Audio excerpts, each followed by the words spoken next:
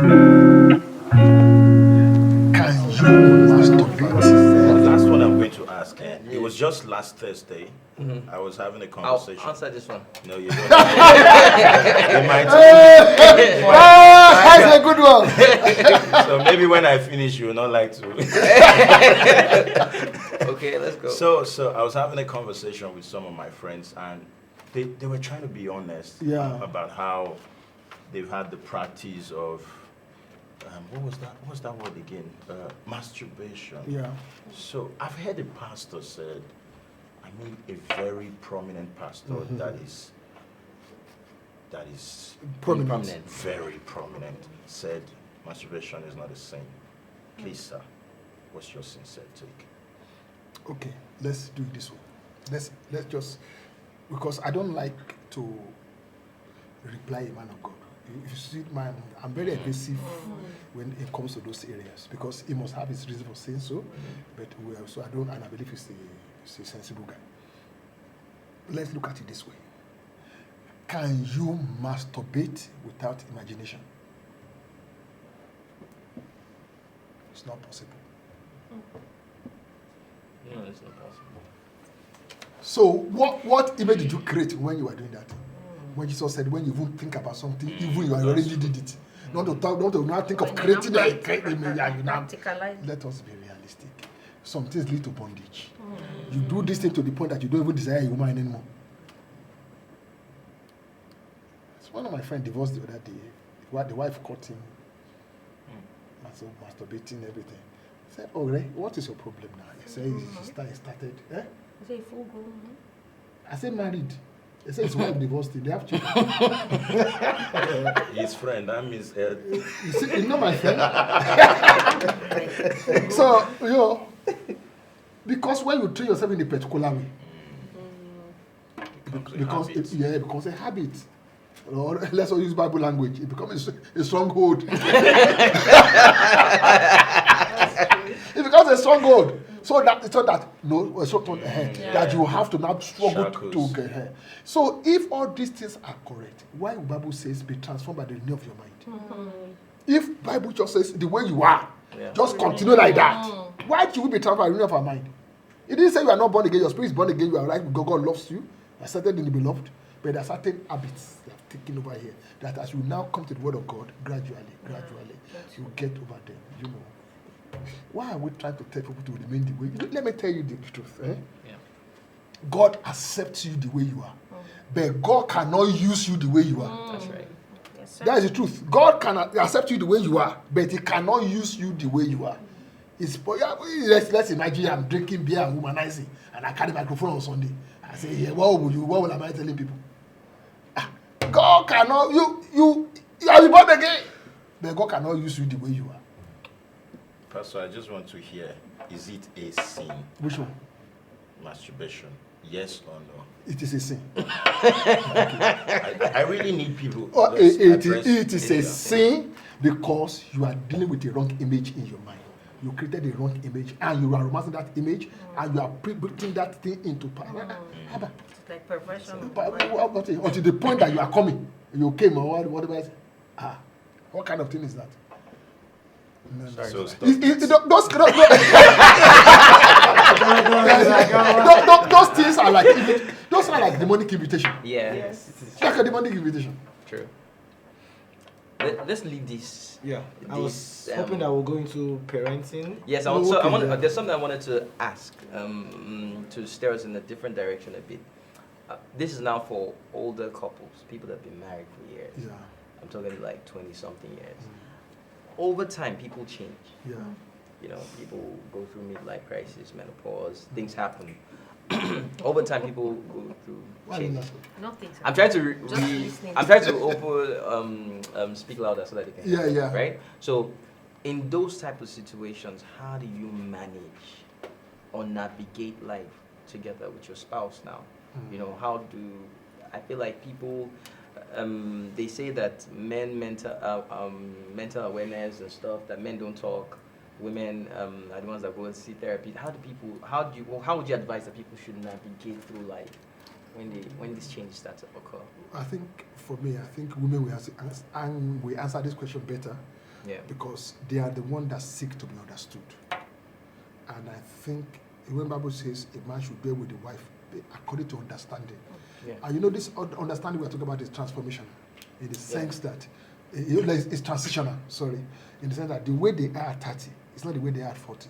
The way they are at 40 is not the way they are at 50. And the truth is that the older a woman becomes, the more emotional she becomes. What I mean by emotional, because emotional needs grows. Because now she feels that she's no longer competitive. She has esteem. So you need to be very, very involved. And, for me, I would just use that one word, understanding and discussion. Keep talking. All of you should keep talking. So that you can gain a better understanding. But if you marry a man who is very ungodly, you say, I'm entering money policy, and then he's running around with another small girl over the place. So I think let them keep talking. But, like I always tell everybody, please, I don't mean to be an apostle of, holiness and be disturbing people. What I want to say is this. When the Bible says godliness is profitable for all things, having the promise of this present life and that which is to come. Look, a godly man will understand certain things. You are not in your 20s anymore. Your wife is in her 50s now. You understand what I'm saying? Why don't you engage each other? You now express love at a different level. Not necessarily sexual anymore. So life changes. Everybody has their time. You are the time you are 20, the time you are 40. That's why you need to get married in time before you enter menopause. After 5 years. You'll be Okay. So, but to cut the story short, I think, churches. Organizations, churches, let me talk about organizations.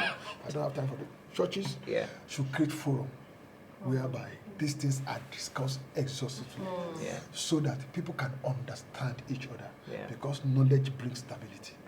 Once you know, you're able to understand better, you're able to cooperate better and all that stuff. Because when they enter monopole, moods change, so many things, and internally so many things, using one finger to blow themselves, okay, that's, all that stuff. But at the end of the day, I think once the man is there for her, and you show that your changes doesn't change me, or don't change me, but the way I am towards you, my love for you, my everything is still the same. That will help her through the process. That will help her. What about the men that go through midlife crisis? The same thing now. You need the support of your wife. Understanding, really. Okay. There's something that you preached about. I'm not sure if it was last year, but it was about things that you feel like couples don't do together anymore. Eating together, things like that. What would be your top 10 things that you feel like couples should do? 10? Just now, I can't just come with anything. Hold on. Did you say wait, five things that that couples shouldn't eat together? That couples should do together to keep, just to keep. Okay, top 5. Just to keep top the bond. Number 1. Yes. I will talk about. Let them just be talking. Talking about one. Engage communication. Yes.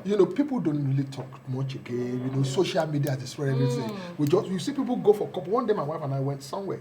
I think it was Sierra Leone. And then we got to this place. These people just came in, couples came in. And as they settled down, everybody just brought their phones and started like this. Nobody spoke to each other throughout the dinner. So I had to tap and say, we can madness be this. You don't concern me, but I just I shobolated. It's because he's not a DJ and I'm not a Couples will lie in bed. Everybody be on their phone. Face the other side on your phone. Okay, so so communication. Okay. Number 2, they should be talking together. Say number 2, eating. Just take your time. Eat food. Don't eat in same plate. Eat together because eating is an opportunity of fellowship. Okay. Because it's breaking down. People don't eat together anymore. When you come, you eat your own food. When somebody else comes, they eat their food. Then everybody just goes like that, including me. Let me jot things down.